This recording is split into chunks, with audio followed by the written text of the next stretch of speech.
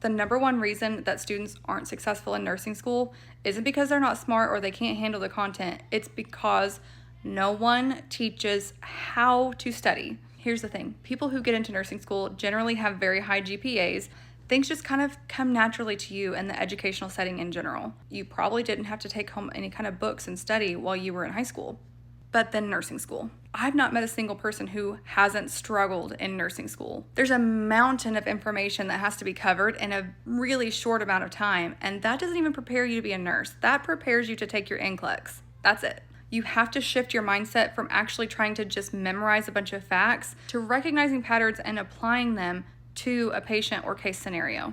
You don't have to memorize or remember everything. You need to remember what matters and why it matters. I see students just reading their book and just highlighting everything because they think everything is important. And to some degree, sure, yes, it is. However, if you find yourself just reading a paragraph over and over, you probably need to shift gears. My suggestion is to paraphrase. Once you read a paragraph of something, make sure that you're able to put it in your own words if it's a breakdown of a body system or a medical diagnosis. Rephrase it and teach your dog, teach your roommate, teach a friend of yours. If you can reteach it to another person, it's more likely that it's going to be retained in your brain. When you're studying a diagnosis, my suggestion is to make a concept map.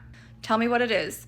What does it look like? What are you going to do about it? Are there any labs associated with it? What kind of patient education do you need to perform? You're teaching your brain to make the connection of, if I see this in the clinical setting, this is what I'm supposed to do. These are the things I need to anticipate. One thing that my students really like to do is fill out their study guide and then they'll upload it into ChatGPT and basically have it ask you questions or test questions, NCLEX style questions, whatever, based on that content.